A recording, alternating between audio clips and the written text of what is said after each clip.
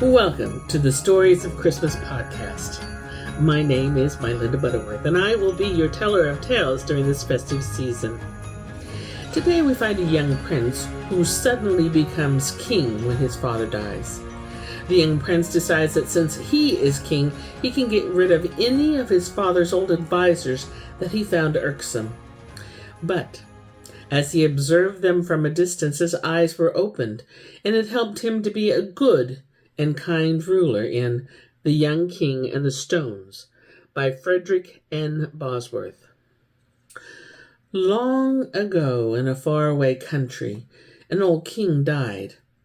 His son was changed from a young prince to a king in a single day. Now the kingdom was his own, and he went about reordering things to suit himself. He ordered the cooks not to prepare food he did not wish to eat, like Yorkshire pudding, no matter how much the old king, his father, had loved it. And he changed the draperies in the royal bedchamber from red and gold to sky blue, even though his mother pouted about it. And there were some things he wanted to change about his people at court, or maybe just change the people, like the drapes or his food. He hadn't made up his mind quite yet what would please him most, but he knew where he wanted to start. He took a troop of big guardsmen and went to the house of the old man who had been his father's chief adviser. On the way, he talked under his breath, trying out different speeches he might make, thinking how proud the old man would tremble before him now that he was the king. He decided on, "Now, Beak-Nose, I have the power. You always sided with my father and looked down on me as a child. See if you can ignore my words now." He entered the house boldly without knocking on the door, his big guardsmen right behind him in a towering crowd. He found the old counselor playing with his grandchildren, the little ones, squealing and laughing, climbing upon his knee and his arms as he sat in his chair.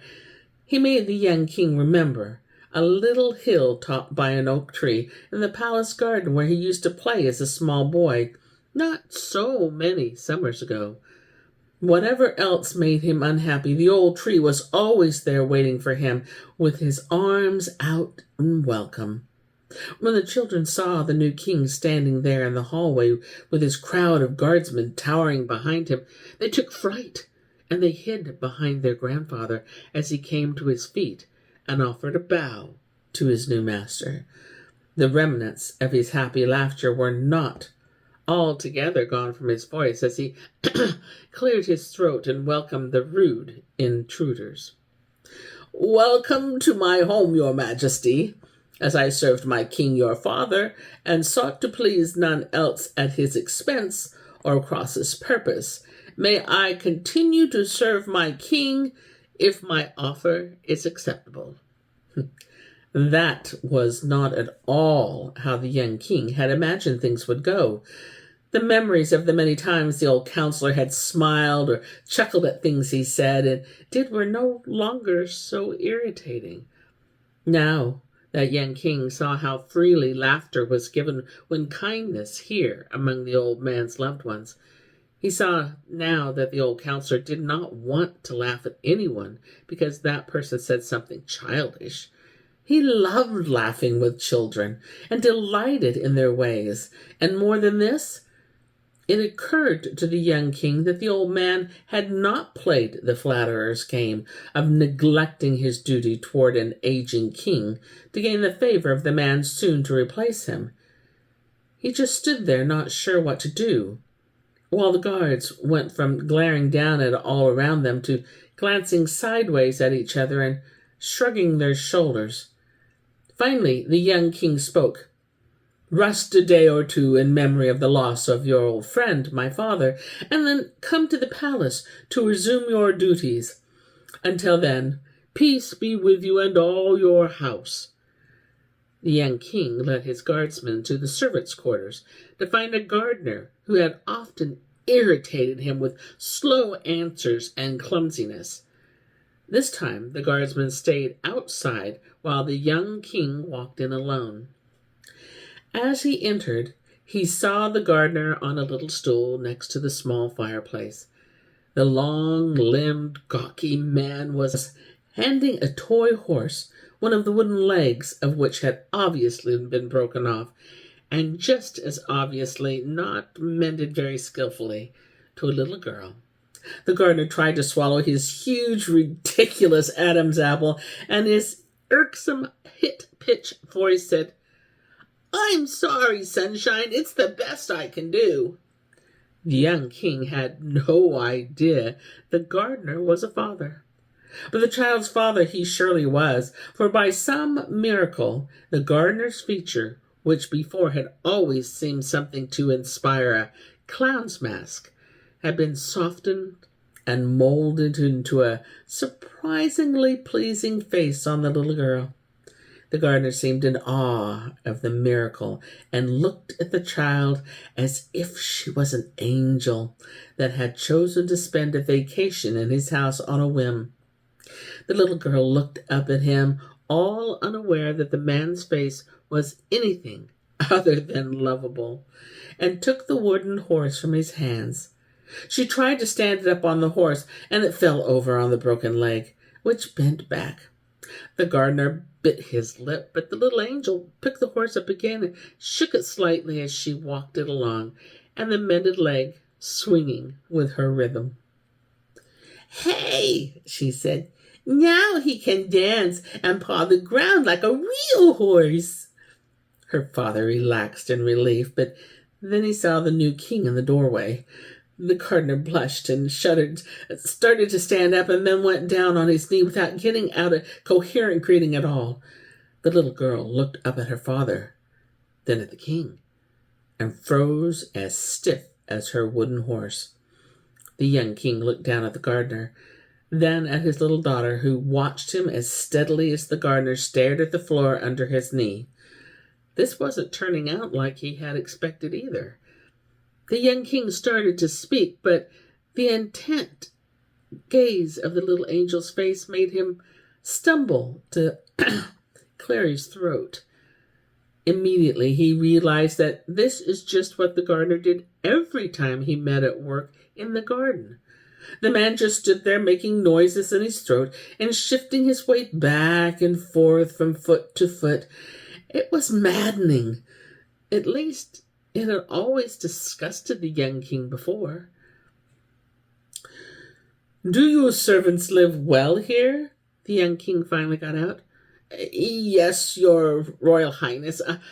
I mean your majesty," answered the servant.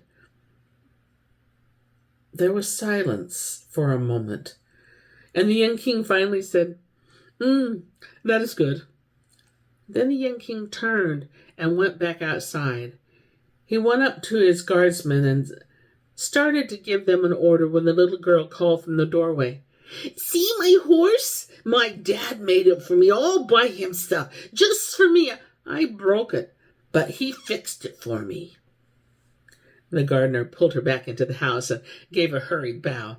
The young king blinked and opened his mouth to tell the guardsmen what he wanted them to do, but the child's interruption made his mind go blank.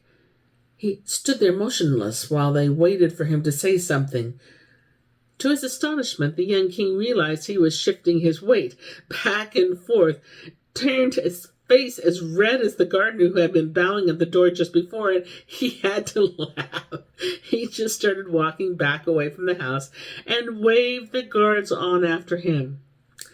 But he sent one of them to go and take some meat and fruit to the gardener, to go along with the simple bread he had seen on the table. He walked much more slowly on the way back to the palace. He was thinking how glad he was that he had not sent someone else to arrest the old counselor or dismiss the gardener from his service. What would the little grandchildren be doing now if their grandfather were in the dungeon? What would the little girl's face look like if she and her father had been thrown out on the street? Near the palace gate, the young king saw the beggar. The sight and smell of the beggar so close to his palace was very offensive to the young king. But when he got closer, the light of the setting sun fell upon the bronze work in such a way that for a moment he didn't look at his gate at all, but the very gates of paradise made of living gold. And the beggar looked like the one who watched there and tested each man who would pass through the gates, be that man prince, townsman, or peasant. The young king sent a guardsman for a blanket and some food for the beggar, and had another guardsman take the beggar to a stable where he could sleep on some clean straw. He sent a third guardsman to find out whether the beggar and any relatives who should be helping him, and to see what work he might be fit to do in the king's service. Then the young king went to the place where his father's body lay entombed, and asked to be left alone. The king spent the second day of his reign riding in his woods and fields, speaking but little. On the morning of the third day he declared a new law. Henceforth, if any man were offended by another, satisfaction and justice were to be had at the king's court. But there had to be a period of waiting. For not less than a year the accuser had to carry on his person a stone no smaller than his fist, on which he had to be written the name of the accused and the name of the offense. Having done this, the young king grinned at the old counselor, and took him on a walk in the garden to show him the tree he used to play on. Some say he even climbed up into its arms again for a while. When a year had passed, the young king called for the accusers to be led into his courtroom. No one entered. No one waited outside the court. No one waited out at the gates of his palace. No one waited in the marketplaces. The king called for the elders of his village and town to come and report. They did come, and they were happy to see him. They told how they had begun by gathering stones themselves, fitting pockets into their robes and sashes, but soon they became too heavy to keep carrying around in spite of the oaths they had sworn in their anger. They began to be more careful about adding another stone to their collection, and finally began throwing some away. When they threw away, they found that their hearts were lighter as well as their pockets. They decided to let the law carry their burdens. If none was broken, they took no offense. Some realized they had replaced their friends and neighbors with their stones, that they had forgotten their friends as real people and remembered only the one moment that angered them, keeping the stones as a monument to their anger and a memorial to a friendship that was now dead. They cast away their stones and made room in their hearts again for their friends, relatives, and neighbors as whole people. It was said that some kept their stones and were content to reduce their friends and neighbors down to one most unhappy moment. But such as liked to feel the heat of their own anger that much now had so many stones that they were too weighted down to travel to the king's palace or even out of their houses. In some towns they gathered the discarded stones and used them to repair wells, walls, bridges, and public monuments in order to put them in some good use, and to keep people forgetting and repeating their foolishness. And the king was happy with his people. And here is where I end my tale for today. But I'll be back with more stories. Many more stories. Thanks for joining me today as we explore stories from around the world. If you enjoyed this story, please give us a thumbs up and subscribe. For more stories like this one, check out the book Crazy About Christmas. Until then, enjoy everything this season has to offer. See you soon.